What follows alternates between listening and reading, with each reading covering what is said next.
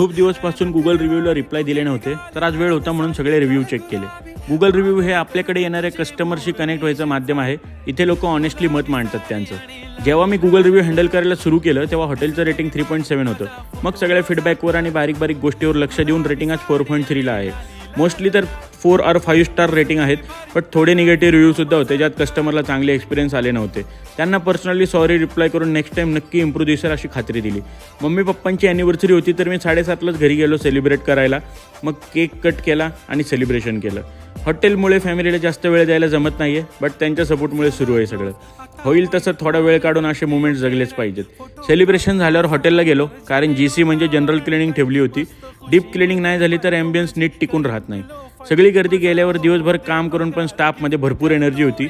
उद्या staff meeting घेणार आहे, इम्प्रोवाईज करायला आणि रिव्ह्यूजमध्ये जे प्रॉब्लेम पाहिले त्यावर सगळ्यांना काम करायला सांगणार आहे. तर आजचा दिवस निवांत